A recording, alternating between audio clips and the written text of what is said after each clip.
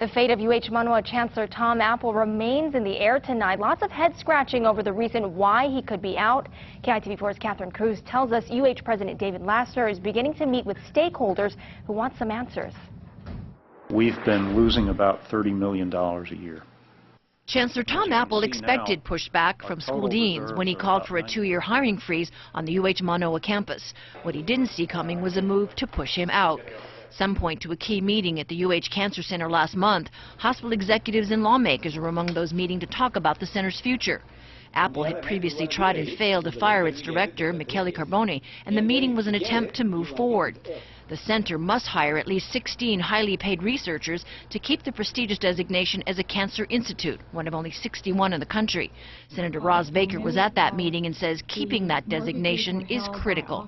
I don't think that Chancellor Apple had an appreciation for the work that the center was doing or the importance of the NCI designation. I thought that he had perhaps been enlightened after the meeting had taken place.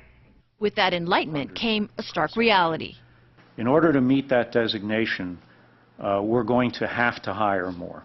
And it's fairly significant, and that shortfall is actually going to go from about $10 to $15 million a year. I'm obviously not happy about where we are now because ultimately that big shortfall, if it's not fixed by some legislative change, is going to fall to my students. Today, the UH Dean of the Medical School, Jairus Hedges, stressed the need to correct an impression that Manoa's hiring freeze was paying for the cancer center. In a memo circulated among deans and directors today, he wrote, "The rest of UH Manoa has not been asked to bear the cost for operations of the UH Cancer Center." Now, Lassner was to meet with at least one lawmaker today to try and explain what's going on behind the scenes.